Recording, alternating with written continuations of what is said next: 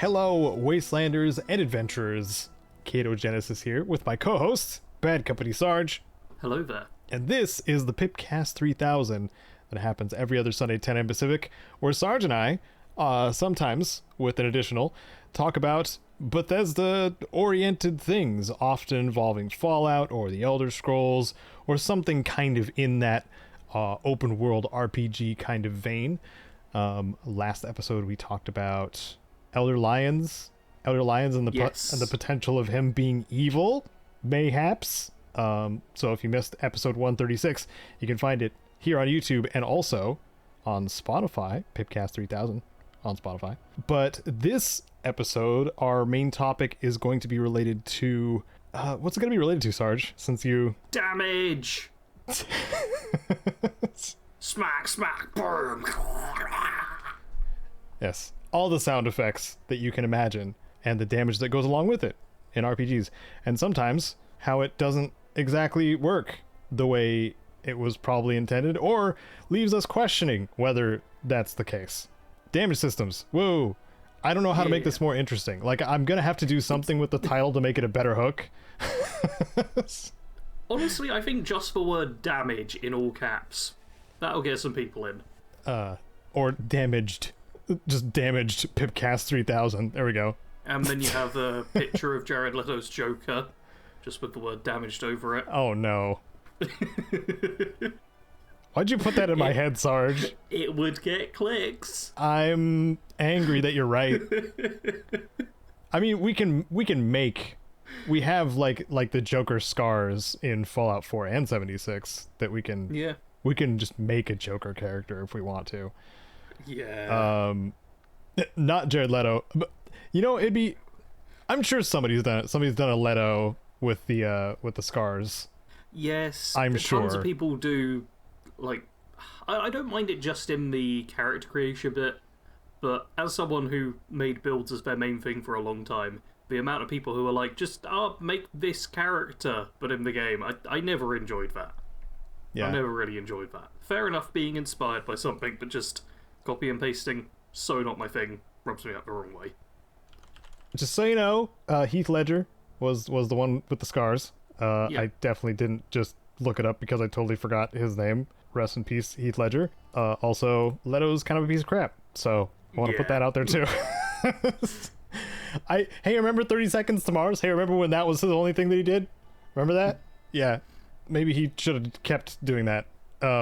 Anyway, we've gone over what the topic is going to be related to damage, but we do have to get to the comment of the cast, which we grab a comment from the previous episode, and also we have a couple of small, like, topical newsy things related to, like, again, the overarching thing that we like to talk about.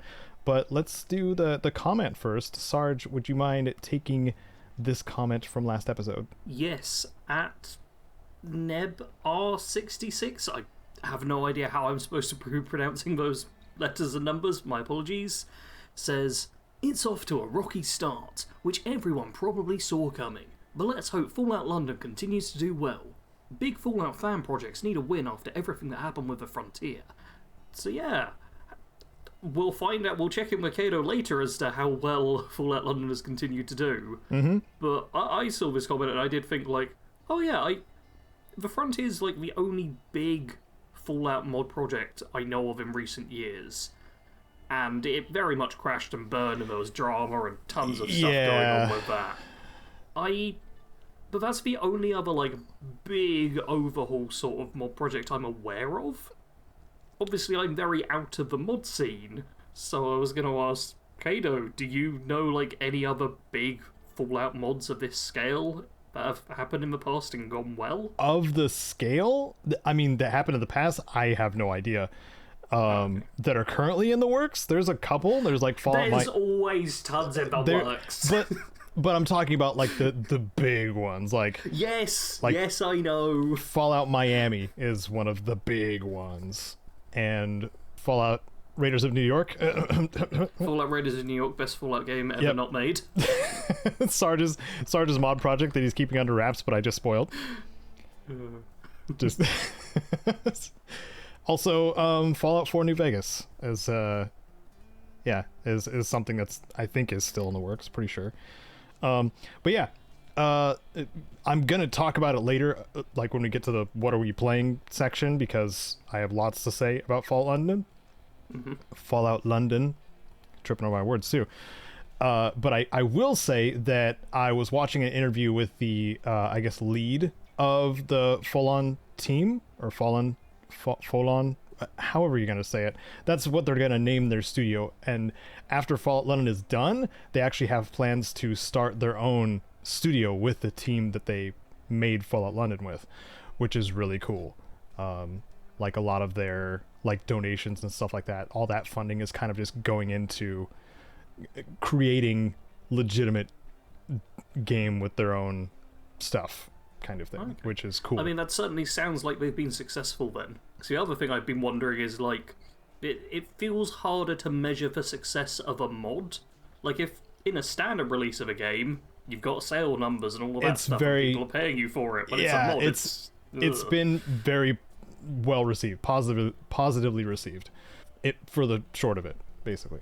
And of course they're supporting it for who knows how long, with bug fixes and stuff like that, because it wasn't a perfect launch. What? As you saw as you heard my first impressions of it. I know you did, Sarge. So, but yeah, that might be some of the B-roll actually. It might. But unfortunately, the B-roll that I had was the B-roll from my first attempt, which ended up crashing really hard on the first main quest. So I'll have something else after that to play as well. But anyway, thank you for the comment, Nebro 66. How about that corpo wanting more money situation, Sarge? How about that stuff? Those are my angry Sarge noises. Yeah, so creations. I had this pop up in my subscription feed because there's a Bethesda software videos called Featuring Creations. I had it pop up the other day, and I was like, I won't watch this. And then Caedo's like, oh, it's on the outline. You've got to watch it. You have to. You have to watch it, Sarge. Caedo's forcing me to interact with creations. Yeah, I gave you homework. Yep. Almost 2.5 minutes of homework. Terrible. I know. I've also only watched it in mute as well, so I've really half-assed the homework. Oh, that's fine. They had a secret reveal at the end, but like, it's another creation for Starfield. It's going to be free. It's going to be one of the free creations, I think. Okay. Yeah, a free Doom-inspired mini-quest with rewards coming to Starfield Creations. Yeah. So that was the reveal, but they've done this before. Hey, look at this distraction over here, so you're not focusing on the problem. Like, it's very tactically added on, because if it was just this without the just cut the Doom thing off of it, this would not be received quite as well, I don't think. I mean, the comments seem fairly mixed. Annoyingly, YouTube's thing where it doesn't show you the dislikes means I don't know how many dislikes there are compared to the likes. I'm not certain how well this is being received, but I know some people really like creations. Yes. And there is one side of it where I'm like, yeah, if people are making stuff for the game, I'm all for them getting some money from it.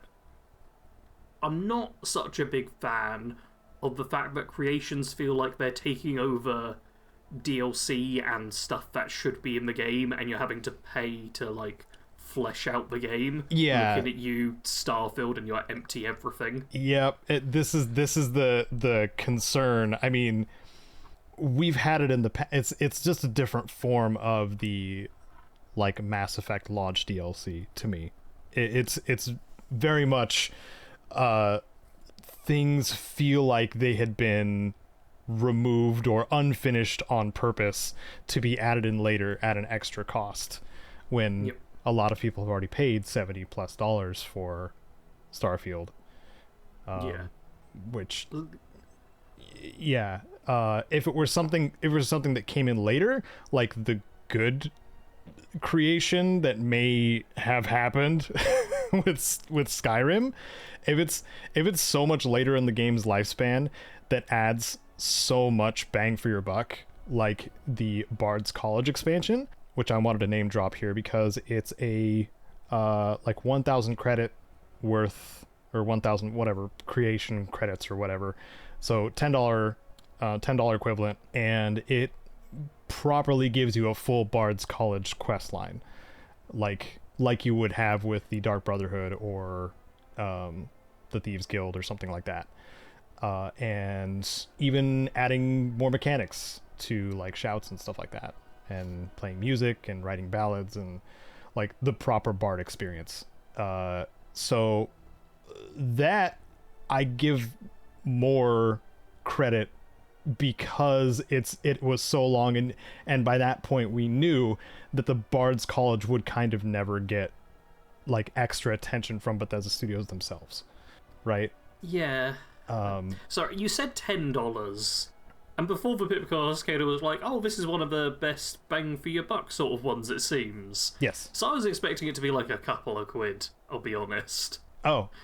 Like, I don't spend money, to be fair. I don't have an idea of this stuff these days. You are very frugal. Like, yeah, considering like $70 for a full game, $10 for like a quest line and this one-centered thing, like $10 is a full DLC in my mind. But man, everything's expensive. It's hard to say, but that's still, if that's kind of the good bang for your buck, and I'm already like, seems a bit pricey for what it appears to be, then the stuff that isn't good bang for your buck is so much worse. Yeah, and that's what creates the question for Starfield too, because of the Trackers Alliance thing. That again, I saw a strategic distraction in this trailer to maybe draw attention away for players, because the Trackers Alliance thing, as far as I know, has not been addressed. Like, nothing has been changed about it. It was mentioned in an interview, like maybe we'll retool and think about how we're doing this, but nothing has been done. Yeah.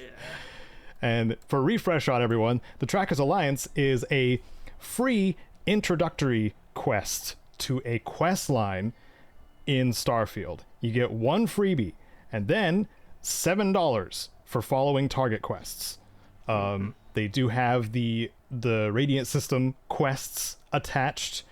They have the bounty hunting system. With your scanner, you can find, red highlighted people that have bounties on them as a mechanic.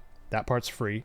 But when it comes to like actual story stuff, that is paywalled after the first taste that you get, which does not look good with a game as new as Starfield and having the Trackers Alliance be one of the main factions that weren't finished on launch. Yeah, we're getting... This is all happening before the first Starfield DLC is out. Yep.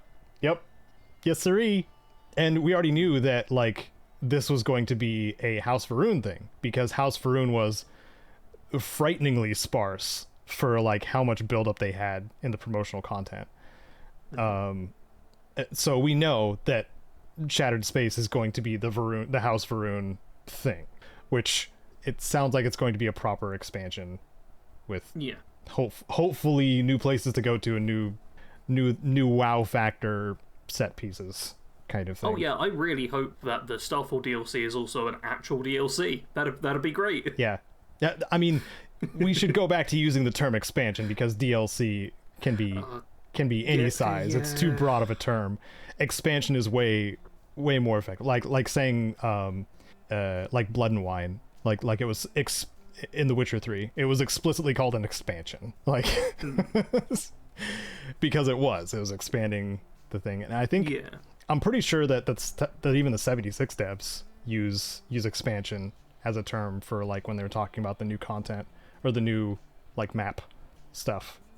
Map expansion. Yeah, freaking that makes sense. Anyway, creations are an annoying gray area. For like quality versus cost kind of thing. And also there's a lot of questions about, or not questions, annoyances that players have to deal with along with those. that could be like storage limits on consoles, could be a part of it later. There could also be the situation of achievements and trophies and stuff like that if you're a achievement hunter type of person. As far as I know, like these things can still disable achievements even if it's someone who is a verified creator. Which I also want to say guides and builds and stuff that we make can become either redundant or weirdly off with creations and stuff being installed. Like, I've seen that on occasion where it's like, there's less value when it becomes this whole kind of confusing thing. The same can happen with mods and standard expansions and stuff as well. Yeah.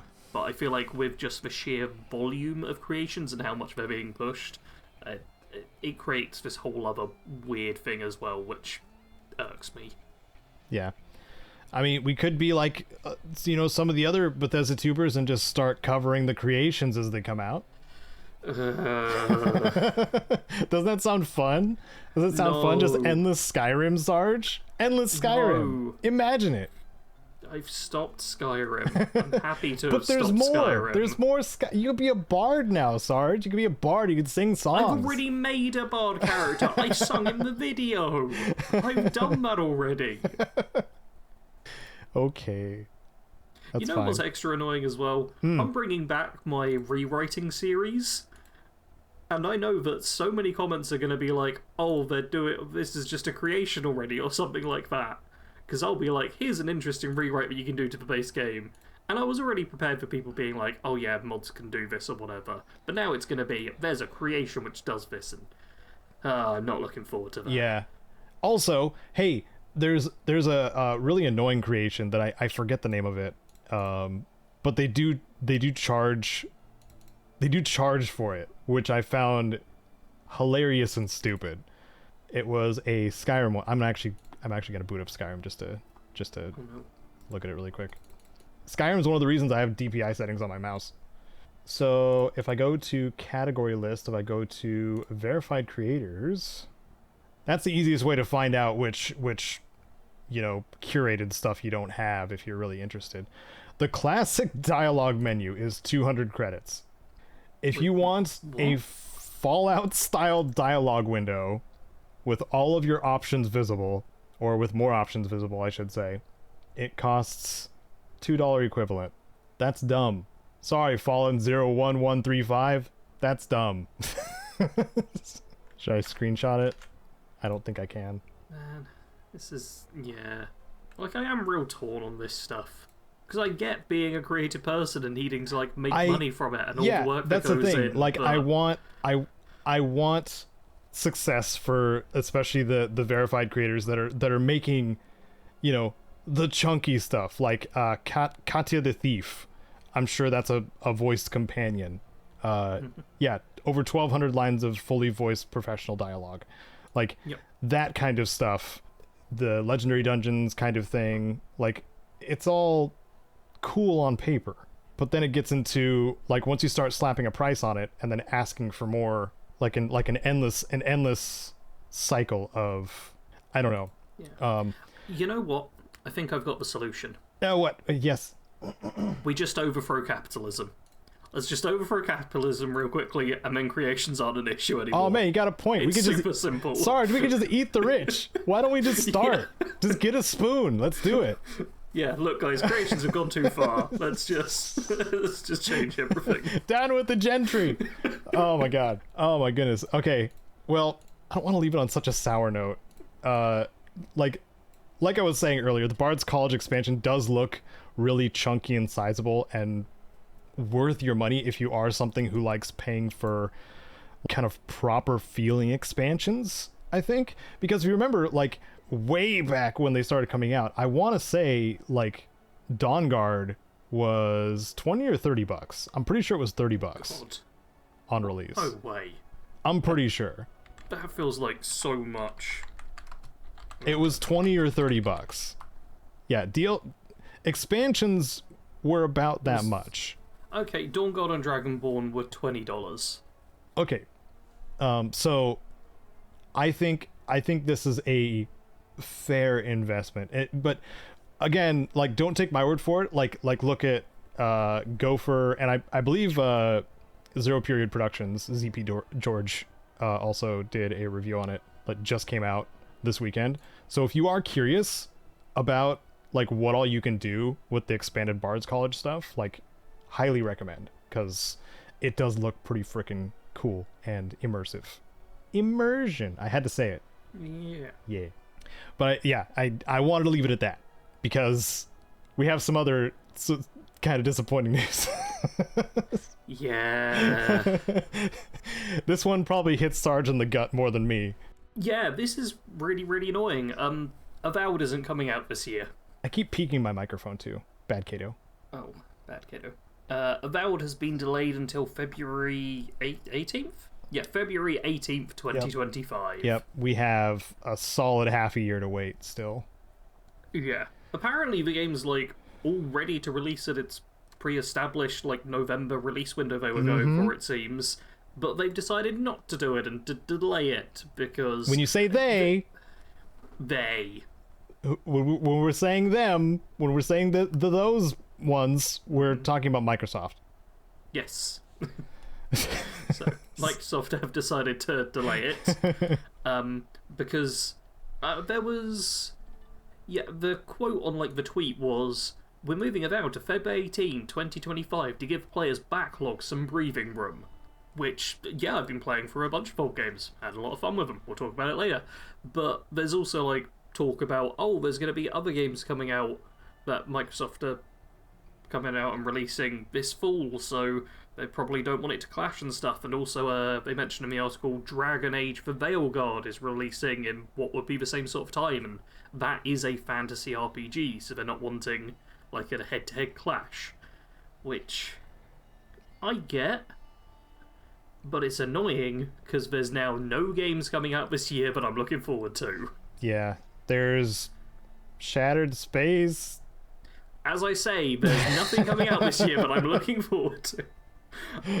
Hopefully Shattered Space will be good. I will reinstall Starfield for it, but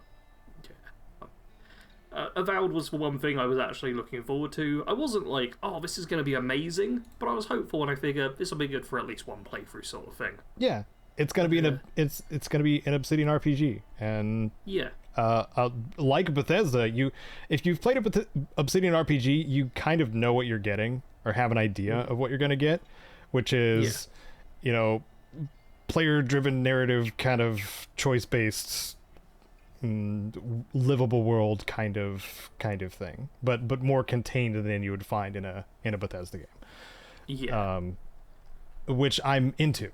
I am totally into that, especially if it's another putting its hat in the ring of like first-person RPGs kind of thing. Yeah, the first-person RPG thing is what I'm looking forward to. I prefer Bethesda for the more open and expansive and you actually get to do what you want sort of thing. Yeah. But Obsidian's much better at the more narrow choices, which people always focus on when they talk about choice and consequence and stuff. Yes. Obsidian does that very well. Mm-hmm. Yeah, they're experts at the trolley problem. Yes. I think that's a really good way to put it, actually. Yeah, I think so. Kite actually brought that up to me this morning. I'm like, hey, you're right. Because I was describing another Obsidian game that I'll talk about later. Ooh. Yeah, it does feel a bit like Bethesda just puts you in a field and you can go in any direction, and Obsidian's like, here's the trolley problem, make your decision now. There are two options, one will be disastrous. Yeah, and they're different flavors of fun, too. Like, in a Bethesda game, you can throw a mug at Kate's face, and she won't flinch, and it's hilarious every single time. But an Obsidian game, you can cause corporate espionage by messing with evidence or spit in somebody's food because somehow that results in somebody getting fired.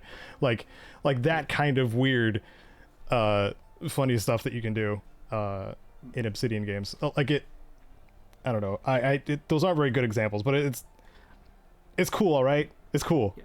Bethesda's games are more sandbox playground for you to find out what sort of things you can do which the devs didn't think of. Obsidian games are the devs thought of something really weird and specific and hope that you find it and do it. Yeah. Or maybe Yeah. Yes. Maybe I should have just said my trolley problem thing because I sounded smart for a second. and then I kept talking and then I sounded dumb. I mean, I can't remember the quote, but there is some quote about the smartest people speak the shortest, or the thing I always think of in my brain is smart people shut up, which sounds much more aggressive, but it kind of smart fits. People be quiet. Yeah, be quiet, smart people. The idiots are talking now. I will say, on this PC Gamer article we've got listed, as well as mentioning the Dragon Age, they've got the Indiana Jones and the Great Circle, that game, Blops 6, that's Call of Duty, which I feel like is already out, maybe, and Diablo 4's first expansion, Vessel of Hatred. Bah. They're talking about as things from Microsoft. And, like, I do wonder how much crossover there really would be. Like, those ones, I feel like not all that much. The Dragon Age one, I do get it, although Dragon Age The Veilguard is already getting some, like, negative reviews from what I've seen so far, just from the trailer. So it'll be interesting to see how well that one actually Reviews does. or impressions? Impressions, yeah, that's a better way of putting it, actually. No, the game's not been played yet. It's people have seen the trailer and the art style and stuff, and how they've changed characters and been like, no thank you. Yeah. Is the general vibe from most of the Dragon Age community. The game's not out yet. We don't know if it'll actually be good or bad. But if those impressions prove to be true, then it could be the case of Avowed could have been like the game that everyone jumps over to. Because this article also mentions the Starfield versus Baldur's Gate 3 matchup. Which, That's not even close. Are you kidding me? Yeah. That's a crushing victory to Just Baldur's Gate 3. Just in case anybody remembers or wonders, Larian didn't have enough people to send to their award ceremonies. Yep. Think about that for a second. Starfield won some awards. It sure did. I don't know what awards and who gave them, but it won some. Yeah. Oh my god. There's no contest at all. No. Who does this? People who want clicks, that's who does this. Yeah, I checked the Steam charts for Starfield recently because I've been working on some Starfield videos. We're getting like an average of about 5,000 players in the past 6 months On Steam? Yeah. Okay. Which is, I went through like a whole bunch of other games to see like what was lower. Fallout 3 has a lower average player count. Rest of the Fallouts have higher average player counts after 3, but yeah, 3 kind of, I feel like 3 kind of fell by the wayside because if you want that that version of the engine, New Vegas is, after patches, better in just about every way. But then if you want like exploration, you have Fallout 4. Yeah, which is mechanically superior. So like, yeah, I think as well, Fallout 3 is really good for one like huge expansive playthrough, but doesn't have the same level of replayability in my opinion. Yeah, I agree. Fallout 3 is the one I've fallen off probably the most aggressively after I get so many hours in. Yeah, like I might as well say it here. Wasn't going to do it in the play bit, but I've been back to New Vegas for some video stuff. Oh. And afterwards, I made a build. And afterwards, I was like, oh, I should go to Fallout 3 and make a big heavy weapons build or something. And I looked at like the perks and stuff, and they're all pretty bland, and I didn't feel particularly inspired. And I was like, yeah, maybe I'll do it at some other point, which is a shame because I love Fallout 3. I think it does the best version of the Wasteland. Yeah, but I can't. That's it. Yeah. I can't remember who brought it up. Somebody was talking about how overly generous Fallout 3 is with the level ups. Like it doesn't matter what build you start with, you're kind of a god by the end. Yeah, a big problem as well is so many of the perks you get focus on skills. Yes. So you're just first. gonna max out the skills. Like they had to fill out the every level perk, which resulted in useless perks, like a lot of them. I mean, I've gone through the Fallout 3 perks. They're just really not creative across the board. Yeah. There's so much they could have done better. I mean, New Vegas did have the advantage of coming after Fallout 3. Yes. But I feel like if it had been the other way around, they could have looked at New Vegas and gone, oh, these are interesting perks, let's put interesting ones in. Which, to be fair, they did with Fallout 4. Fallout 4 has tons of interesting and fun perks. It does. Yes, it does. Some of which have weird problems with their final ranks. Yeah. It's fine, I barely ever fully rank up perks, besides the crafting ones and the damage ones. Yep. And Life Giver. Because Life Giver's great. Life Giver's so good. Man, I just got it ranked up. And it's a survival mode once you get rank 3 of Life Dude, Giver. endurance becomes like the clutch attribute in survival mode. For sure. It's so good. Yeah. Because I was playing around with my survival character a little bit before the call. Dude, getting to level 90 as a melee dude in survival, like the first 30 levels are awful, but 90 90. Yes. Jeez. And it didn't take much either. Like if you got Idiot Savant and melee at rank 4 and Blitz, like you're cleaving through everything. I'm a serial restarter. Like, I've had maybe 2 characters hit level 50 in Fallout 4. Yeah. Well, so... that one had some extra motivation because it was a stream character from way back, so. Yeah. So my stream character's level 21. I'm probably going to be finished before I hit level 30. You took Idiot Savant with that character, right? Yeah. Yeah. Okay. Yeah, I was just looking at the, like, maxed out Idiot Savant. I said it in my Discord, like, I was getting, because you know how Idiot Savant has, like, the ×5 thing, and then at the end it has the, like, so many seconds you have just the maximum multiplier. Yep. So I just went through one of the ruins that had ghouls in it, and I was getting, like, 600 XP per ghoul. It was insane. Survival and Idiot Savant, really broken. But also because the character had got so many levels, like his health was well above 1,000. Jeez. Which is... Yeah, that's a lot. It's good. It's good. That one could take the Queen's Acid. Speaking of Queen's Acid... Man, there were so many points where I was like, I'll jump in and do a transition here. We'll go over to it, seeing as we've already basically got onto this.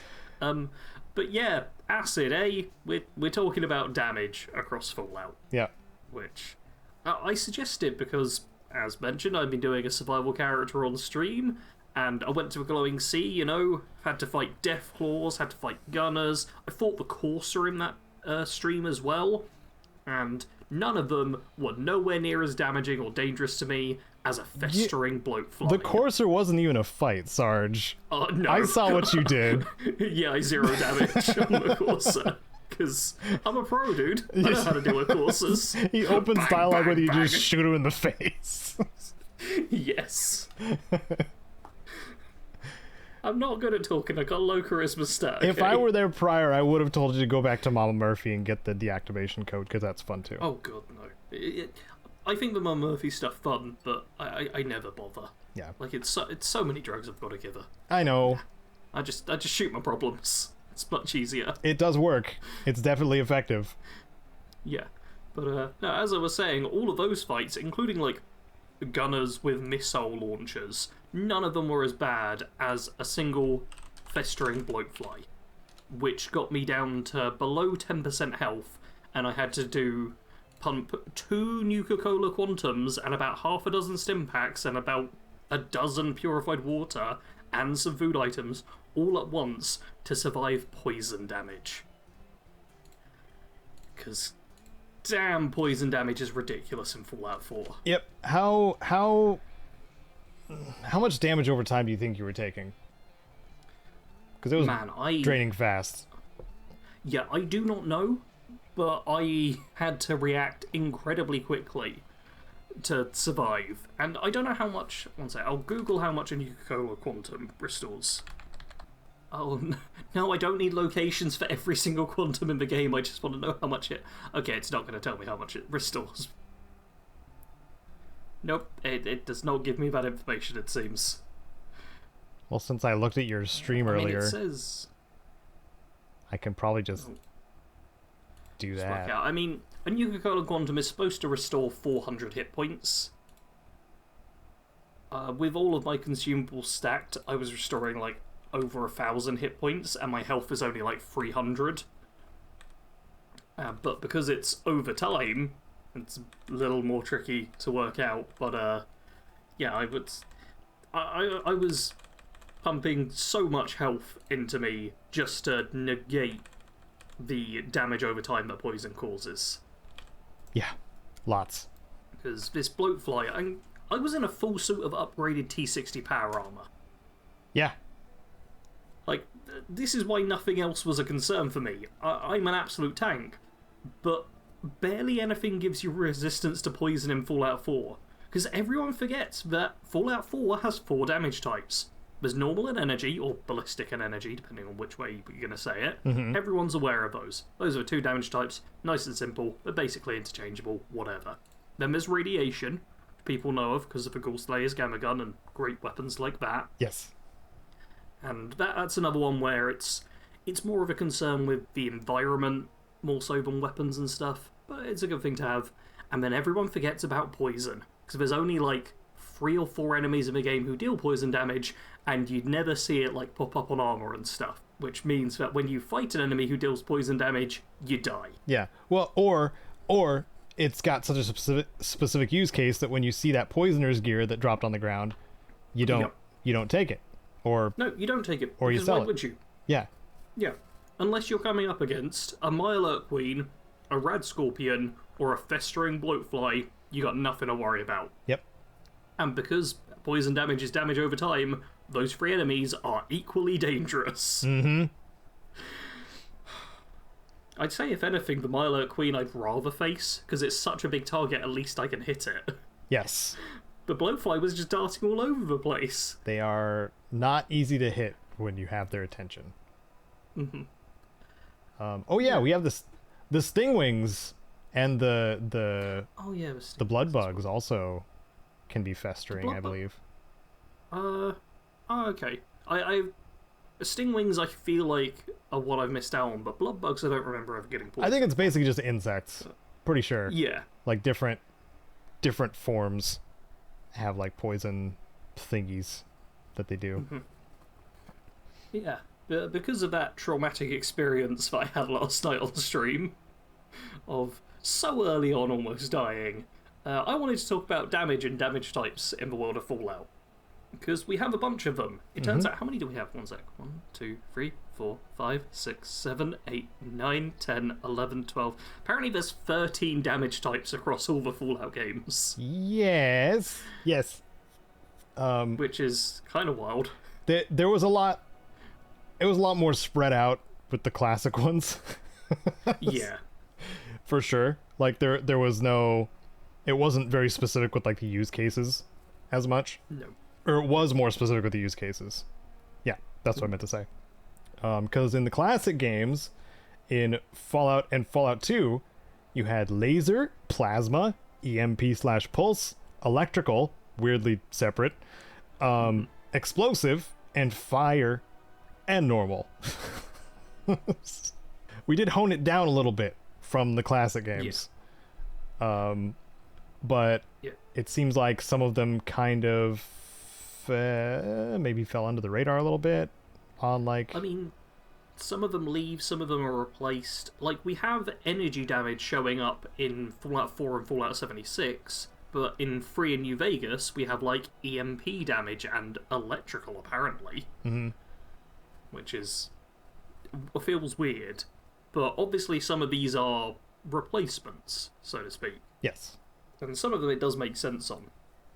But weird thing from seeing this, there's a type of damage called pure damage, which is exclusively dealt by the Wendigo Colossus in Fallout 76.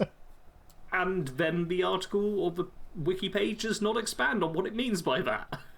That means we have to go to the Wendigo Colossus thing and see what it means. I'm looking at it right now, and I don't get it. I don't get it. It just does pure damage. And it doesn't tell us what it really means. So, yeah, there's no real explanation, which... This is something I want to talk about with damage in Fallout, and I wanted to talk about it for a while as well. And I think I may have even made an entire video about it at one point. Because Fallout doesn't really do a good job of using its damage types, I feel like. The one example I can think of with good use of damage types are the EMP and pulse weaponry, specifically, like, to be used against robots or power armor enemies. Yes. Like, that's the one example where I'm like, boom, that is when you specifically want to switch to a different damage type in order to deal with this. Or, pro tip, against the Master. Yep. Because the Master is part machine. Yeah. But, that kind of fell away from, like, 4 onwards. And I feel like even the switch between normal and the different types of energy damage, it doesn't seem to matter most of the time. Like, the Fallout franchise just in general, you don't see a huge amount of difference if you purposefully switch to an energy weapon or a ballistic weapon. You should just use whichever one is better on the base stats. And that really bugs me. Because I feel like Fallout's missing out on this big opportunity to make it so that players have, like, a revolver and also a laser pistol. And you use them depending on what type of enemies. And maybe, like, ghouls are really resistant to ballistic weaponry, because they can have parts fall off and it doesn't really matter to them. But maybe they're weaker to energy weapons. I want this kind of stuff in Fallout. And it is technically there, but in such a tiny way that it does not matter. Not so much, no. And then you have, perks that totally bypass that, too. Mm-hmm. Like, once you have the Penetrator perk, if something has a... Like, if the big bads have a fusion core, you can just shoot that. Yeah.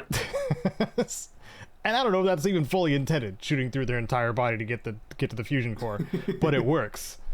It just works. So, yep.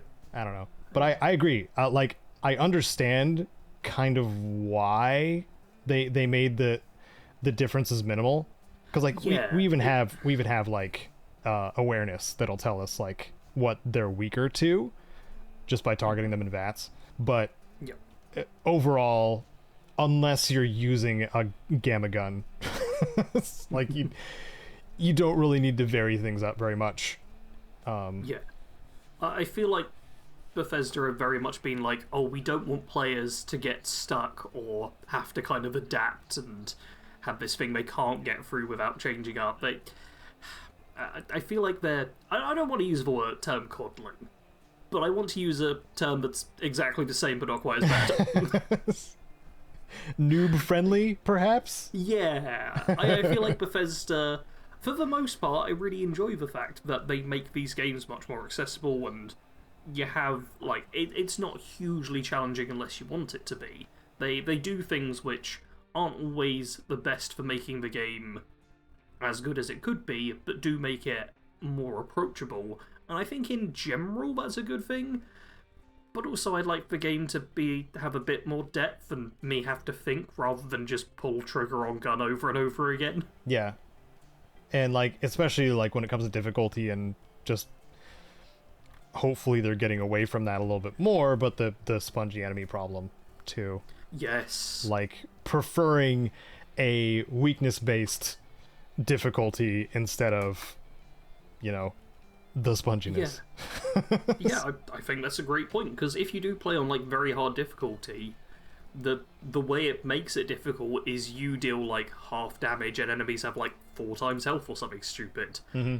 And that, just as a flat across the board thing, just means that everyone takes longer to kill. That's all that's happening with it, which is not a lot of fun. But if you do start putting in, like, these specific ways to exploit enemies in an intended manner, such as making certain ones weak to specific types of damage, then it's not as big a deal, and it just means that instead of doing the thing we do right now and just power through with whatever weapon, you have to think about damage types, which I'd love to have to do. Yeah. A game that got creative with that, and we don't talk about as much anymore. Is it going to be one of the Borderlands? Perhaps. Yeah, you're right. It's Yeah. Borderlands. I know this. Mayhem mode. Mayhem mode? Yeah, you remember, like, you know, cranking up the mayhem levels? Like, once you crank them up to a certain degree, like, they have all these different modifiers and stuff like that that affect you, but increase your loot drops. But also, the enemies did get more spongy, which would very much encourage players to use what was effective in that moment, whether it be against armor or shields or health. Yeah. And I feel like last time, I mean, we played ages ago, but last time we played, like, I feel like they hit a good balance with that, where I certainly wasn't getting frustrated with how many bullets I was spraying at enemy, but also Borderlands lends itself to bullets spraying like crazy. So, you know, no.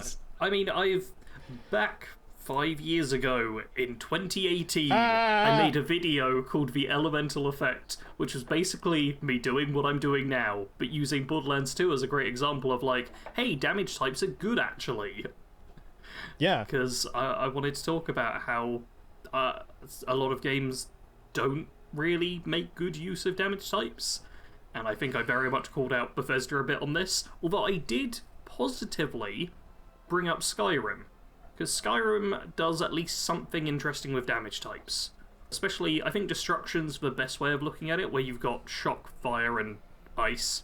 I can't remember if those are the exact terms, but they'll just be synonyms. Where, like, you use frost damage, and that slows things down. And that is, like, an additional little effect of it. Fire should give you damage over time as well, so just for pure damage output, that's typically the best. Shock damage gets rid of magic, or magicka. Yep. So it's good against mages and stuff. And that's a very clear example of, like, okay, generally if you're going for, like, a melee-based enemy, frost is good, because then they can't reach you. If you're going for a magic enemy, use shock, then they can't cast spells at you. If you're just looking for pure damage, go fire. That's, like, quite a simple system, but I will actually think about what damage types I'm going for from time to time. And I love it. That's a smart thing to do. And if you're, like, an ultra lorehead, or not lorehead, really, just really familiar with the playable races, you can be like, oh, I'm fighting a Dunmer. They have resistant to fire. I'm not going to use fire against them because they're resistant to it. Or like, oh, I'm fighting a Nord. I shouldn't use ice. You know, kind of thing. Yeah. That's a decision you get to make while playing. And it's great. It's all just good stuff. Yes. Another example is, well, Baldur's Gate 3. Oh. Yeah. It utilizes enemy strengths and weaknesses down to even types of physical damage. Because it's based on D&D 5e. So it's not 1-to-1 because it's a video game, but when you're fighting certain enemies, certain damage types just are either highly or not very effective at all, or they could be immune to those damage types. And then you have to switch up your play style by using examining your surroundings, and then executing on what you think is the best plan. I think branching into the D&D sort of thing is a good thing to mention as well, because I do think, while I obviously very much want Bethesda to get more damage types, I don't want there to be too many damage types. Yeah. And while I'm not saying D&D has too many damage types, it's got a lot. It does. It's got a lot. Is it like, what are the, like, I can't remember. The problem is I'm also writing a fantasy TTRPG, so I've got my own damage types which are simplified in my head. But, like, aren't there two types of... Is it, like, sharp and piercing, or it's slashing and piercing? Piercing, bludgeoning, and slashing. There's three physical. Like, okay, see, I simplified down my own one to, like, sharp and blunt. Yeah. Those are my two damage types, because I don't think you need, like, slashing and piercing. They're so similar that I'm like, come on. Like, I know there technically is a difference, but there's also difference in types of bludgeoning Yeah, but attacks. Arrows don't slash, Sarge. Caedo. You are talking to someone who has extensive medieval weaponry experience. I'm just going to say it here, the difference between... This is a do you know who I am? These things. Yeah, do you know who I am? I am a proficient archer. Sure, if you've got a bodkin, that's going to be an armor piercing, so that is much more piercing, but you're also getting a huge bludgeoning from the actual force of it all. And slashing, if you're going for more of a hunting arrow, you are slashing into your target even more than you're piercing. It all depends on the type of arrowhead, honestly. But if we are going for different damage types, then if you do have an arrow, you should have bludgeoning damage, and splintering damage from if the arrow breaks, and bleeding depending on the type of thing you're using. And you can have fire damage potentially in there as well. Like, you can get so deep in the weeds with it, but there does need to be some limiters. Fallout has too many limiters. Yeah. Like, there's a sweet spot, and it's going to be different depending on different people. Like, that's something we have to acknowledge. There is not an objective right answer for everyone on this. Well, here's something I found New Vegas makes a lot easier. Pay attention, New Vegas fans. I'm praising New Vegas. The ammo system made it very easy to swap like damage types on the fly, whereas Fallout 4 does not have that. No. So like for an example, you have your lever action rifle. You have, your armor piercing rounds, you have your anti-personnel rounds, AP. You get like bulk rounds as well. You got bulk AP rounds, armor piercing, you got hollow point for just hollow point. That's things. the one I was looking for. Yeah. You got hollow point, armor piercing, and bulk rounds, and a variety of other possible rounds you can use. But you have use cases, and all you have to do, at least if you're on PC, you have to just hit the 2 button to switch over to another one. And it was very straightforward, not having to go into your Pip-Boy every single time to swap ammo types. Yeah. Like, it was nice and fluid and felt good, and also had exploits tied to it because it was a experimental system that got added in New Vegas. But ultimately, I think it was a good change in allowing the players to keep the same weapon. Like, I like this weapon. This is my favorite gun to use. Yep. And then it's just like, oh, now I'm dealing with Deathclaws who have naturally armored hides. Well, better switch to armor piercing. Oh, now we're dealing with squishy humans. Let's switch to anti-personnel or hollow points. Thank you. Yep. Which don't have nearly as much armor penetration, but don't need it. So like, I don't know. I think, and also the energy kind of all encompassing. No, plasma was ballistic and energy, and laser was pure energy, if I remember right. Yeah. I just want to quickly kind of butt in on the ammo types, because I agree with the points you're praising, but I also feel like it got a bit overcomplicated and convoluted with just how many different ones there were. Okay. For some of the weapons, especially like shotguns, and you know what it really is? It's Gunrunner's Arsenal. Because Gunrunner's Arsenal just put in a whole bunch more ammo types. The source of all of Sarge's problems with New Vegas. Yep. Man, Gunrunner's Arsenal. Why you do this to me? And you get your normal ammo. You get your armor piercing ammo. Yep. You get your hollow point ammo. You get your bulk ammo. You get your flechette ammo. You get your slug variants. You get your pulse slugs. You get your dragon's breath. You get your explosive. We're about to hit double digits on ammo, and that's just for a shotgun. And it's like, you can end up with too many different ammo types. But my buckaroo could do everything with his lever action shotgun. Yes, the lever action shotgun's great. My lever action or lever action legend agrees. But I think they could have toned down the damage variance in that case. Yeah. Like, especially when you're looking at normal damage and you've got 4 types of ammo straight away. You've got normal, which is just basic. You've got your armor piercing. You've got your hollow point. And then you've got bulk ammo as well, which is just worse but bad condition but cheaper. That's already 4 types of ammo without really changing the damage type, just how it interacts with damage resistance. And weapon durability. Yes. Yeah. And like, that's already a lot of damage types. That's all the damage types available in Fallout 4. And that's just on the ballistic side of things. Where's our radiation shot, though? We don't need... See, here's the thing as well. I think it would be better... Wait, wasn't there spent uranium? Wasn't there one of the damage types was spent uranium. I don't remember that being a thing. But it didn't matter anyway. No. What I want is, I'd love that New Vegas system where you can change ammo, but maybe you're limited to like 3 or 4 different ammo types per weapon, and it doesn't go anything crazy. You can have your normal damage, maybe you do get like radiation rounds with depleted uranium. We do have that in Starfield, maybe that's what you're thinking of. It could be, yeah. And maybe you get something like in 76 where there's a ultrasight rounds, which are better against a specific enemy type. You could have like a few different ones which are interesting. But I think when you do have a single weapon which has like 5 or 6 different types of ammo and different types of damage it can then deal, it gets a bit much. Alright. You're allowed to disagree here, Caedo. That felt like a reluctant alright. Oh my I'm actually just thinking of like how, because I keep going back to Borderlands, man. Like, that's fair. Borderlands is a great example of damage types. So one of the cool, probably one of my favorite weapons manufacturers in Borderlands is Vladof.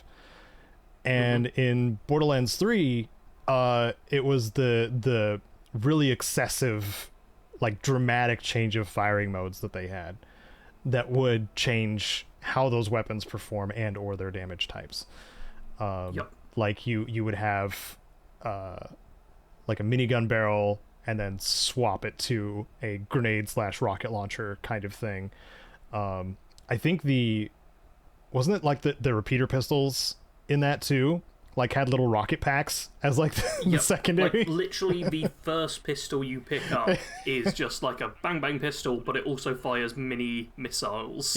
As its alternate fire mode. Yeah, and that's only 2 you're swapping between, which does make it manageable. So I'm thinking more along the lines of, but Borderlands is also a game series where you're constantly dropping and picking up new stuff, and also have.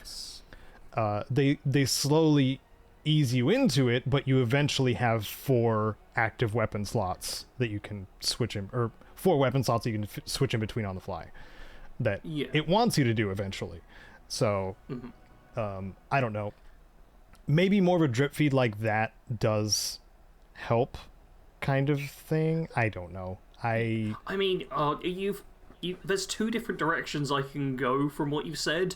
One is sheer abject panic. The other one is like pure joy. Right. Because on the one hand, I love the idea of making it so that you as your player character should have multiple types of weapons to deal with multiple situations. Typically in Fallout, the way I do that now is different ranges. Like, maybe, especially with like Fallout 4, where Rifleman affects shotguns and rifles, I'll have a shotgun, I'll then have like a mid-range rifle with like a reflex scope, and then I'll have a sniper rifle, and then all my ranges are covered. Yep. And that works out fine. I do the same. But I'd love to have it where I could focus on damage types as, okay, this is like my laser rifle for dealing with death claws or whatever, this is my ballistic rifle for dealing with raiders. I really like to have that. The point that worries me is with the Borderlands and the whole looter-shooter element, and how I worry Bethesda's already going a bit in that direction with the legendary system. Yeah, well, while I was playing and coming up with different ways of attack on how I feel about the legendary system, how we probably both feel about the legendary system, the part of the problem in Fallout 4 is it doesn't lock off the low level stuff once you've hit a certain threshold, whereas what it felt like happened in something like Skyrim is like you only started getting higher tier stuff with magical enchantments, right? Yeah. Am I remembering that correctly? You are remembering correctly. There's certain levels where different tiers of items will show up. Okay, so like what Fallout 4 was missing then was the level brackets of Skyrim to keep it under control, because God, I'm so tired of pipe weapons and canes and freaking I screenshotted another one that I got earlier which I mean, was while you look for that, I got an irradiated baton as my legendary drop last night. instigating rolling pin, Yeah, great stuff. enraging walking cane, like that stuff. I was getting that stuff well past level 30. And it's like, at that point, it is utterly useless. Yeah. And at that point too, it's not even worth selling most of the time. Like it is effectively just a trash you find on the ground that just happens to be shaped like a legendary weapon. It's just not good. So No. one of my critiques and hopefully solutions, and unfortunately Starfield hasn't done this yet, even though we know they're probably going to add more legendary effects or rarity effects or whatever the frick they're going to call it in Starfield in Shattered Space. They need to remove lower bracket stuff once you hit higher level. That's what I'm on right now, basically. Yeah. I've kind of given up on hoping Starfield will get loot right, honestly. I got a comment a while back where someone talked about how they basically treat Starfield as a looter shooter, because it feels like it's built a bit like that, and I think that comment was the nail in the coffin for me. I was just like, yeah. That sucks though, because I can't just say nuh-uh. I mean, what else do you call it? Yeah, it does feel like that mentality was in there. Yeah. Where I think for us with the damage types, we want it to be more of a intentional, focused design around this, not just what Bethesda is doing, which is let's just throw in lots of effects and throw it to RNG, and the computer will figure out whether or not you get something good. It feels like a half and half almost. Like there's no full commitment to either side, because the modding for like the weapon modifications for Starfield got honed in too on some of the like special ammo types kind of things, similar to how 76 does it. Ones. So like, but there's no full commitment because they have that legendary system tacked onto it, where it's like, oh, you can get a god roll and you don't really need to modify the weapon at all, but you can, I guess. And I'm sure they'll disguise it as like, oh, it's more options. I'm like, well, there's clearly one superior. Yes. Which is part of the problem. And I would rather, I was just watching the QuakeCon panel where some of the 76 devs were talking about, how they're trying to rework, poison and fire damage over time to make it more viable alongside the bloodied builds and stuff like that. They're trying to balance things up to, the usability of something like that, which is admirable and something that should be considered by the single player division of Bethesda as well. Man, it does suck a bit how I feel like the people working on 76 do think about this stuff more than the single player team these days. I think, man, some of it might be just like the fact that 76 is always in active development. Yeah. Like they're not putting a cap on anything. Whereas when Bethesda makes a single player game, I mean, still getting like freaking patches and stuff added in that shouldn't be later, or shouldn't need to be later. But yeah, I think the mentality is totally different between the studios. Yeah. And 76 is better off for it too, for sure. Yep. Also, man, can I please have a radial menu option at least? Like, we're in 2024, my friend. Like, no other first-person game that I can think of uses this weird plus sign D-pad thing. I mean, doesn't Fallout 4 use it? Well, So they Fallout just 4 ported it over from Fallout 4 directly, right? To Starfield, yes. Yeah. But 76 changed it weirdly. Yeah, but 76 was different, and people didn't like that, so they went back to Fallout 4. almost specifically like, just to get the bad parts. almost like it was a more user-friendly way of doing it. That's probably the hill I'm gonna die on when it comes to interface, I think, lately. That's fine. Like, I can handle it because I do keyboard shortcuts rather than radial, but I can objectively see that the circle radial is better than the 4D-pad direction thing, which is, it's just bad. Oh wow, it just disconnected me and then reconnected me to the call. That was cool. Thanks, Discord. Appreciate it. Hey, well, I was talking the entire time and I said really smart stuff. You did. And it's on the recording, so it's not going to sound weird at all for me pointing out that I disconnected. I do briefly, I don't think we need to go super in-depth, but I do briefly want to talk about the reverse side of damage, which is, like, damage resistance and stuff. Because we've already established that you don't use poison gear in Fallout 4. No. Because it so rarely drops, and there's only a few enemies which you have to worry about. And they forgot about it on power armor, clearly. So yeah, you just, if you're in power armor, look at all those filters on the mask. They don't do anything. they don't work. Yeah. Oh wait, sorry. You can breathe underwater. Oh yeah, that's it. That's fine. But no, I think that if there is the intentional thought put behind damage types in terms of dealing damage, you also need that same level of thought on the armor. Because I know right now as well, when I do play Fallout 4, I don't think that much about, like, oh, do I want my ballistic resistance high or my energy resistance high? Because while they do make a difference, you just want those numbers bigger. It's a very simple, bigger number better. Because you're going to be dealing with a variety of ballistic or physical and energy damage at all times. It's not like you go to a location and you're like, aha, I'm going to be dealing just with energy damage here, so I'm going to make sure I wear good energy damage armor. You do have to just be prepared for both of those damage types, and radiation you don't really worry about unless you go into the glowing sea, and poison you forget about and then die. Yep. But I feel like if we had more of a focus on damage types and there was more thought about this internally as they were developing, we could also have armor types which are... we already have armor types which give you more resistance in one or the other. Like, leather armor is better against energy. That's like its whole thing. But it doesn't matter because there aren't structured areas in the game where you're just dealing with, like, energy damage. Even going up against robots who do a lot of energy damage, when they get in melee range, it's then back to physical.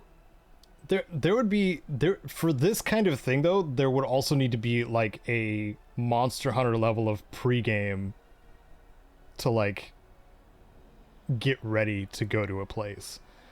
And I don't know, maybe that's why part of the reason why they simplified it. Yeah. Is because of how much prep it would be. I don't think it would take that ridiculous amount of prep. Like, I think it could be... There's definitely a balance that can be made between getting different damage types in and putting all this thought into it, and still keeping the much more simple thing we've got right now. Yeah. I feel like any tipping of the direction towards the more complex will be good, as long as it doesn't fall over to the super confusing level that, to be fair, most games don't hit. Like, you mentioned Monster Hunter, and I'm sure that's got a fair bit of that. You are much more the expert than me. Monster Hunter's whole thing is preparing. Like preparedness. Like, that's the whole game. Yeah. I mean, the game for me was shoot basic bullets at dinosaurs and go bang, bang, it's bang. like The Witcher, but more. Yeah. I mean, I think The Witcher... I found it quite simple. For me, that was quite an easy approach. I didn't need to worry too often, but the tonics and potions and whatever they're called, I could delve into, and it would make me better. The oils and the signs, in particular, like that kind yeah. of prep kind of stuff. Yeah. I think that's a decent example where you can kind of brute force through with just basic stuff most of the time. Most of the time. It's not going to be an issue. But if you do use these systems and get to know how they work and stuff, suddenly you can become quite powerful and dispatch foes quicker. Yeah.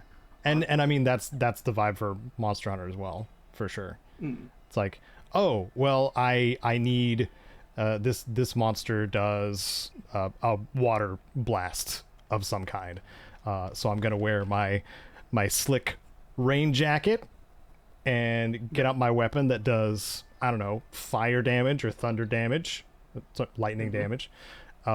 So I'm gonna be doing their weakness to them as well as resisting the things that they're doing. But Monster Hunter has also had many iterations of setting up so many different ways that you can have loadouts And I feel like if Fallout incorporated that kind of thing, the preparedness kind of thing, like there would have to be loadouts too. I mean, we do already have loadouts in 76. 76 does have it, but it's a totally different perk system though too. So No, I do think if we're hitting the Monster Hunter way of doing things, we've gone a bit far. But that's only because it's quite drastic how much the differences are in Monster Hunter, I suppose. Hitting the sweet spot's always going to be hard. Yeah, that's what came to mind too, because Monster Hunter, especially Rise, like started getting really into like armor set bonuses, which I would want to see a thing if the like multiple piece layered armor thing in Fallout kept going, like incentivizing wearing a full set. 76 kind of does that too sometimes. Incentivizing using a full set of leather or a full set of metal or something along those lines. Oh man, the whole, like, the way armor is done now in Bethesda games, I go back and forth on it, like, on a pretty much daily basis, I feel like. Sometimes I love it, sometimes I hate it. I have such a weird relationship with how the armor's being worked on. And I'm very confused, I don't know how I feel about it. The sturdy, was it sturdy, heavy, what's the other one? Just normal as well. Normal, You've got the sturdy, or normal heavy? type with no prefix, sturdy and heavy, but also, like, having the various points, having, like, under armor or over armor now you get as well. Like, all this various stuff. I go back and forth on it all the time. Yeah. That would be a whole rant of its own that I cannot get into here. Yeah. But just to expand upon that, like, I feel like with the armor layer system being as in-depth as it is, like being able to modify each piece of the armor individually, like I feel like some of the like specificity to damage types was reduced a bit just because there's so much to that system, enough to overwhelm on its own. So on top of, the settlement system and stuff like that all being kind of tied in with collect all the junk to fix your stuff, make better things, do gooder stuff. I want to talk about how much Queen's Acid does in damage numbers, because it's a lot. Have you found the specific numbers for it? No. Oh, okay. But I wanted to explain what happened actually earlier today or yesterday. There was a Mirelurk Queen. I called them all insects earlier. Mirelurk Queens are not insects. They are crab monsters. Yes. That sounds very insect-like to me. Yep. But...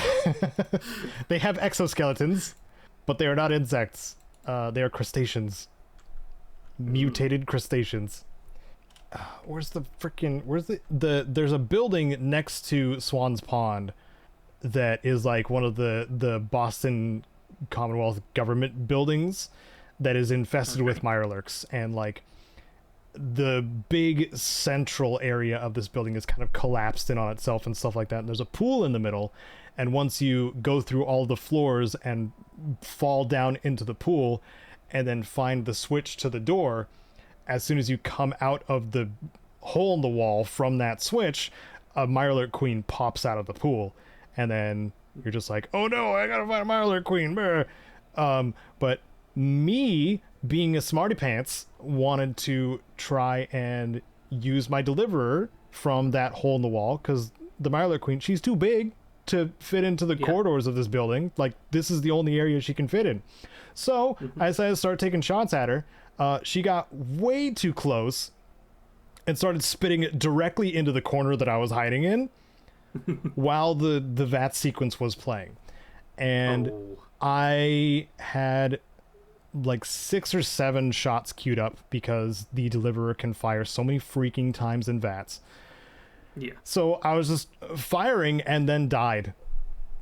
Yep. Mid-VAT sequence. And for any of you who don't realize or don't recall, VATS makes you stupid resistant to damage when the sequence is playing, like upwards of 85%, 90%.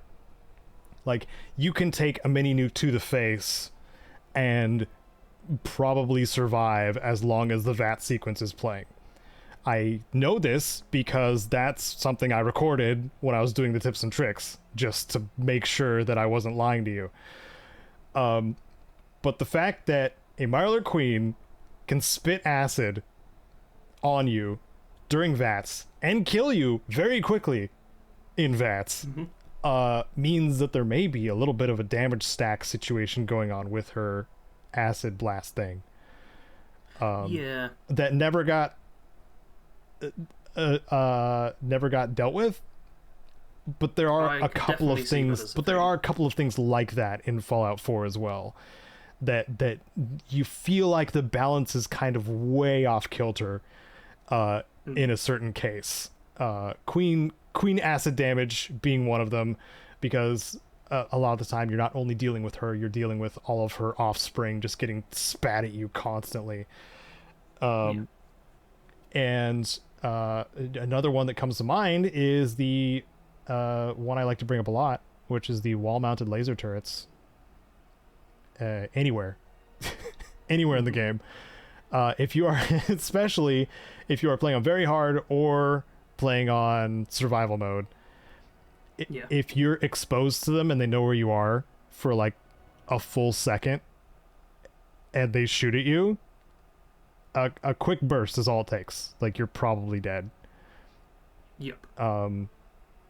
Fort Hagen is notorious for killing me in harder difficulties because it has so many wall-mounted laser turrets. Yes. Because I was editing some footage earlier where I die in Starfield, I think I know what the big problem comes down to with this stuff, and it's that Bethesda loves DPS and hates base damage. Bethesda does not like throwing super high individual damage numbers, but they'll make a weapon that fires really fast and then up the damage a few more than it should be, so you just get shredded. And I found that most of the time when I'm dying to like any type of gun or laser or that sort of thing in a Bethesda game, it's because I just get shot a lot. It's not from like a sniper or anything. Think about how many times you've died to a sniper in a Fallout game or Starfield or anything like that. It's such a rarity. Think about how many times you die to the laser turrets, which shoot a whole bunch of lasers fast, or someone gets close to you with an automatic weapon. Because it's... I haven't died a lot of times, not a lot of times to a sniper, but I have died a lot of times to a mini nuke. Okay, yes, there's a couple of instances that they put in where that can happen. But that's one of the big spectacle weapons anyway. Yeah. And this is the thing, it's not like I'm complaining about dying to like a Gatling laser. Gatling laser, fair enough. Yeah, that one... If that's the thing killing you, that makes sense. That's odd, too, because I don't really remember myself, because now that you brought it up, I don't remember myself dying too quickly where I can't react, kind of thing. And, like, even from miniguns and stuff like that. Like, they hit hard. Don't get me wrong. They hit hard, especially in the hands of, like, a super mutant master overlord. Like, if you're just standing in front of a minigun, just letting all the bullets just destroy your power armor that you're wearing, yes, you're probably going to take a lot of damage very quickly. But you have time to react. These cases that we're talking about, you have very little time to react. Almost no time to react in some cases. Like dealing with Molotov's early survival mode. That's the third example I came up with is Molotov's can insta-kill you. And the reaction time is incredibly short because it takes very little time for a raider to just chuck one at you and chuck multiples. God help you if you go to Saugus Ironworks at any point before level 20, because it's just flamethrowers and Molotovs. Yeah, I mean, that one is very specifically a big survival mode problem. I feel like on the normal difficulties, they still can be harsh, but survival mode just turns that into a complete nightmare. Yeah. It's the some of the balance things that fell through the cracks, and Molotovs are one of them in survival mode for sure.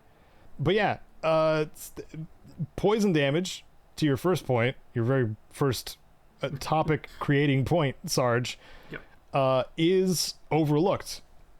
Hopefully, at least in 76, it's going to get its due for usability on the player side too. Yeah. I mean, that's another really annoying thing with Fallout 4, is that when the player uses poison, it's worthless. It just is not effective. Oh, like radiation damage for the majority of the time? Yeah. Yeah. But against the player, it's suddenly the worst thing you can deal with. Oh, yeah. Yeah. Bleed, on the other hand, bleed is great when the player has it. Yeah. Well, that's a damage over time effect, which actually works as a proper damage over time effect. Mm-hmm. And it stacks. Yeah. So it's very powerful. You know, the silliness in the player's favor that probably was not intended at all. Bleed works on everything, including robots. Yes. So if I have what's the bleed effect, like a fixed name? Oh, it's a legendary system one. Pikmin's Blade has it. Yeah. Hold on, let me see if I can find it.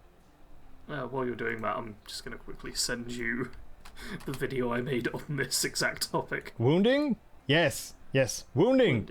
Pikmin's Blade comes with it, but it can be an effect on any weapon. And I remember seeing somebody mention that, like, if you have a shotgun with wounding on it, like that many projectiles hitting somebody and all proccing bleed at the same time, because it's not a chance, by the way. It's they just bleed. So if you have anything that hits rapidly or hits all at once with a bunch of projectiles, like, you'll just watch them bleed out, and it's hilarious and very effective. But it works on robots, like I was saying. So it's really kind of goofy in how it works as well. But okay, what did you send me? What is this? Oh no, I just sent you the video that I've basically made on this. Oh, okay. Well, I think I got the elemental discussion out of my system. What about you? Yeah. So there are mini games. I'm going to segue you. So there are mini games that have status effects that can be lacking, or you want more out of them. But I sense that there is something you've been playing lately, Sarge, that has a lovely cacophony of status effects. Yes. So, I recently beat Dark Souls. Did it on the channel. You know what? I'm gonna brag. I first tried the hardest boss in the Dark Souls DLC, like the hardest Dark Souls boss there possibly is, because I'm just that good at OG Dark Souls now. Mm-hmm. Yep. And I made like a whole bunch of videos. I got my finale of I tried to beat Dark Souls, and just the other week, like literally a week ago, I uploaded my Sarge versus every Dark Souls boss. So if you want to see every attempt I had at every Dark Souls boss, you can watch that. And while I was working on that project, I wanted to try out more Souls games, because it's a genre I'd kind of avoided for a while, but I figured, hey, now I'm good at it. So I've been trying out a whole bunch of different Souls games. We'll start off with some of the bad. I tried Lords of the Fallen? Lord of the Fallen? Mm-hmm. Something like that. Lords of the Fallen. Yep. Yeah, which looks pretty and might be good, but it has just a real janky tutorial which gets you to do like complicated things with a keyboard, and it didn't feel good. It really did not feel good to play. The tutorial's very bad. I did not make it far through that game, which is a shame, because it's probably graphically the best looking of all the Souls-likes I've been giving a try. I've also obviously gone to the other Dark Souls games. I tried Dark Souls 2, which I know has a bit of a bad reputation within the community, but I had one of my commenters recommend it to me, so I gave it a go, and I can't play it, because I play on PC, and Dark Souls 2, the PC version, does not let you rebind the keys properly. Oh. So I was having stuff like, it wanted me to press H to attack. Ew. Yeah. And like, I could do it on the mouse as well, it turned out after a while, but so many of the buttons and stuff, it would not let me rebind in a way that would work at all with muscle memory. I'd basically have to completely change up how I remember playing games in general to be able to play this game. And it was also a case of I kept rebinding the use item key, and then I'd go out and check if it worked, and it didn't, because it did not save the binding, And it did the thing where every time I looked for how to press accept, it would be like, yeah, just press A on your controller. It's not ported over well for PC. Everything, every single thing is like, oh, you just have to do it with controller. Well, the game was... I was going to say I'm obligated to tell you, hey, these games were probably designed for controllers. Yeah, they were, but from the ground up. I play them on mouse and keyboard. Yeah. Mostly. Because we will be getting one in a second. Actually, we can get to it now. There is one Souls-like game I am playing on controller, and that's because I've downloaded it on the Xbox, and it is Lies of P. Oh, man, I've heard good things. I've heard great things about that game. It's very good. They've done a lot of smart stuff. I will say, the first boss of the game, I died a whole bunch to. Like, I died tons of times to the first boss. Every boss since, first try killed him easy. But the first boss really stumped me for a while. Then I got the hang of soul leveling and all of that stuff, and I think I initially started playing it back when I first started playing Dark Souls, so I've clearly improved over time. Yeah. But yeah, I've been having great fun with that. It's the one where you play as Pinocchio in the city of Krat, and yeah, they've done so much good. First of all, protagonist is very sexy. True, which yes, I mentioned, absolutely. I mentioned both in my live stream yesterday and to my sister and friend, and I had to point out, oh no, Pinocchio's it's not hot. the Disney Pinocchio, it's a different one. It's fine. Seriously, anyone Google Liza P and tell me I'm wrong. You'll see Pinocchio there. He's amazing. Yep. There's also some good gameplay stuff too. Yep. For when you're not staring at the player character. And they do fun stuff with, because you're a puppet, you've got like this robot arm, and I've installed the Legion arm, as they call it, which brings enemies close to me, which I love. It has the Bloodborne mechanic of Rally, which is where once you take damage, specifically damage while blocking, you can then get that health back by hitting the enemy quickly. And that's something which really gets you to be aggressive, and I like. Yep. They've done a thing so your ergo, which is souls essentially, when you have enough to level up, the colour of the numbers changes from white to blue.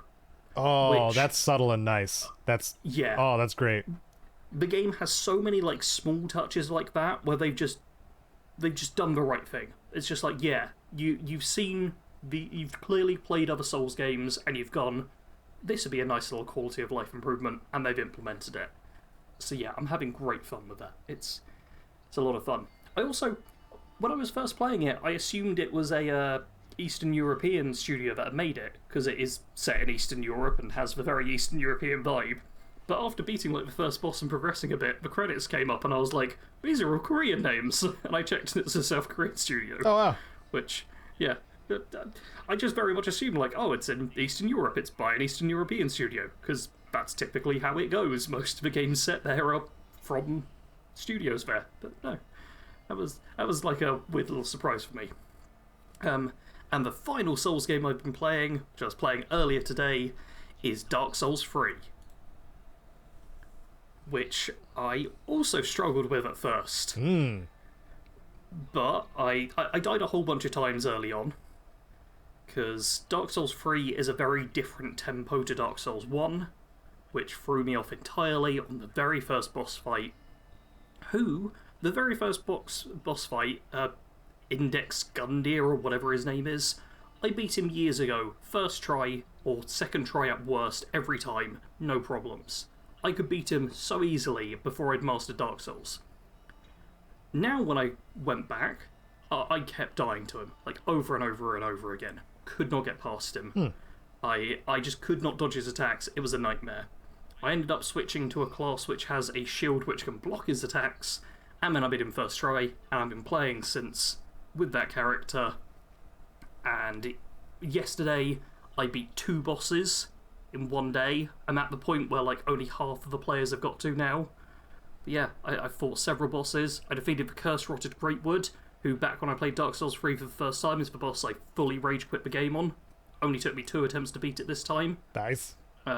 I beat the Crystal Sage, who I hate, because it's a boss fight where you just have this one mage who keeps disappearing and then summoning copies of itself who will shoot you at once.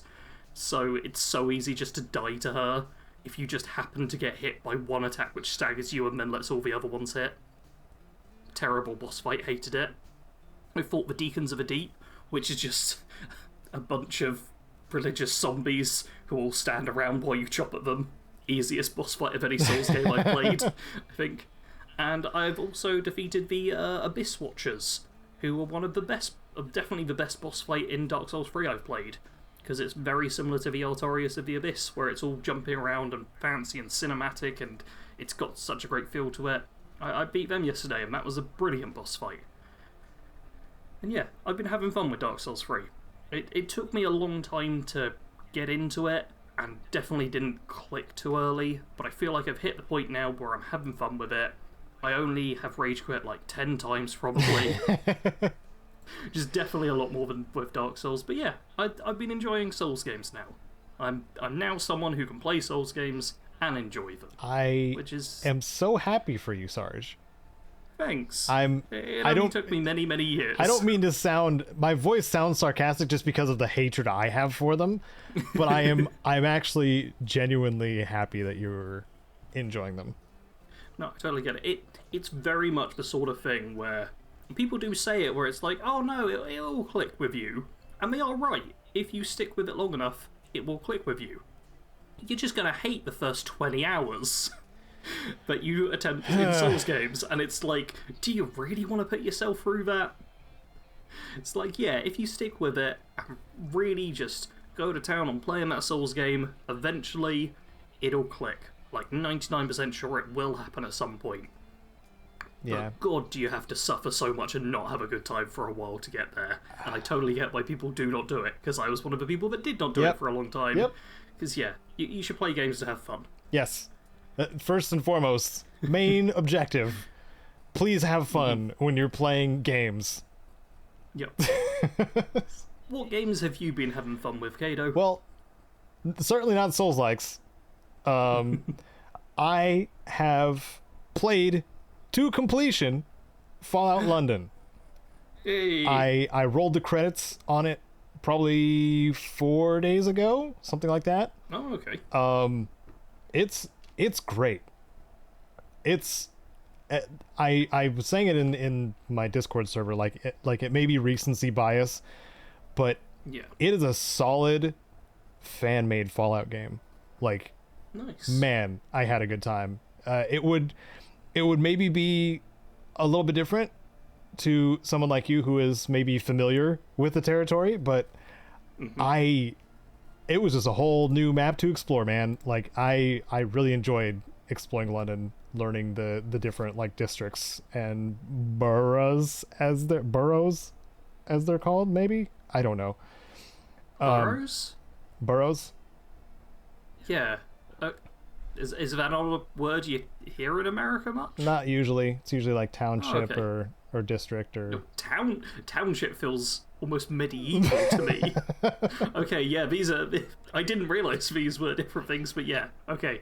I get the feeling now. Yeah. I mean, it's learning all kinds of different terminology regardless, because I didn't grow up in the area. So there's all kinds of different new cultural things that I learn. Yeah. The attention to detail to giving the world its own identity and stuff in it, if that makes sense. I really don't want to spoil too much either. That's but fair. The reason why I played it to begin with was I saw that there was a Camelot faction, and I was like, oh, there's LARPers? Oh, I'm freaking in. Like, that like make their own armor and weapons out of like the scrap that they find and stuff like that. And like they have the round table, and like and they even took on the namesakes of Arthurian legend, and I'm just like, oh my god, I'm literally hanging out in the bar with Lancelot. This is freaking sick. Like, it's so cool. And also Merlin is a ghoul. So he's the oldest and wisest. That makes sense. It checks out. There's various homages to like the Fallout series as a whole. Like, I was watching, like I was saying, I was watching the interview from the like the lead of the Fallout London team, And he was saying like, this is designed for the fans. This is a passion project. This is something we put together for you, kind of thing. And it feels like that. It's bleeding that when you play it. The gameplay and like setup for the story is pretty cool. The waking up in a vat, not knowing who you are, kind of trope, kind of thing, is cool. Leaves a lot of fun mysteries. I forget what they call the vaults, but they have their own kind of vault things in Fallout London as well, where they all have kind of different, like almost parallel experiments, like experiments that are all kind of related to the same goal, but they have their own things going on, which makes it a bit different from Vault Tech in that sense, where they're all kind of tied together in Fallout London. But one of the homages that I did like, that's not too much of a spoiler, is there's a pub called The Chosen One, which is very clearly a reference to, because it's done in like mix matched neon letters and stuff like that, but reference to Fallout 2, as you know, very clear, pointing at, hey, remember that guy? Yes. And also another one, very aggressive Herald reference that I love very much. But I won't spoil beyond that because it's cool. I didn't expect the amount of voice talent that they had. Like, I don't think much of it really felt off or felt like it was lower quality than the rest. And also, I think I ran into 4 separate companions, one of which I hit the end of his story and I was like, oh my god, this is a great freaking well-written companion. But also, I found Mad Jack, the boxing companion, way too late in my playthrough. And I was like, gosh dang it, this is like the perfect himbo character I wanted to have as my companion. So I may have to go back and actually play out his storyline, because they have affinity just like the Fallout 4 companions and stuff like that. But something about each of these companions is broken in some way. Like, they really like ham it up when it comes to like tragic backstory kind of stuff, and it works for me every single time. And I love it. So if there's anything to say about Fallen, it feels like the characters, at least the companions, actually have some real depth to them, even if some of the like factiony stuff, like there was clearly no post-game plan either. So like after you finish like faction quests and stuff like that, they go back to like their standard dialogue where you aren't even a member yet. It's, even though you finished off their storyline and they all love you, but they can't show it apparently. Yeah, but overall, man, I recommend Fallout London for sure. Like, if you have a way of playing it, for anybody out there, give it a shot for sure. And also, even though I had to install the load accelerator, which I recommend for anybody who has long load screens, which is just dropping a couple of files into your install, but also Buffout 4, that is going to be hopefully included in the next patch / update for Fallout London. So if you're running it from the launcher that they gave you in GOG, like once that update is out, you'll probably hopefully just be able to like hit the update button and then it'll install Buffout 4. Or if you haven't tried it yet and you're waiting, then it'll probably be a default thing that you won't have to worry about later. So basically, you won't have as much struggles as I did getting it running. I talked about Fallout London a lot, so I'm gonna quickly mention that I've also been playing Pillars of Eternity, because we have plenty of time now before Avowed, and Pillars of Eternity 1 and 2 exists in the same world. So I want to get the gist. I downloaded Pillars of Eternity before I saw the Avowed announcement, and then I was like, looks like I got plenty of time. Yep. And I do recommend it too, even though I don't, it might be a stretch for you, Sarge, because of the type of game that it is. It's a real time with pause RPG, not a turn-based one. So, but it's a very like Baldur's Gate kind of spiritual successor in that way too, where a lot of things are like streamlined. Like it has even like fast mode just kind of built in, where you're not running around at a snail's pace all the time, like you and like it auto pauses when combat starts, so you don't, or I think there's a toggle for it, but it doesn't just throw you into combat and all your team gets blown up and you're just like, well, what the frick just happened, that kind of thing. It has stopgaps for that, which is nice. But I've been enjoying it so far, and the premise of Pillars of Eternity is also kind of cool. It has to relate to where our souls go and reincarnation and that kind of thing. So it's a cool little deep dive into that kind of mythology kind of stuff. I think I'll leave it there, though. I think that's enough to talk about. Fallout 4 countdown sometime, maybe. I was writing on it a little bit, but no ETA again.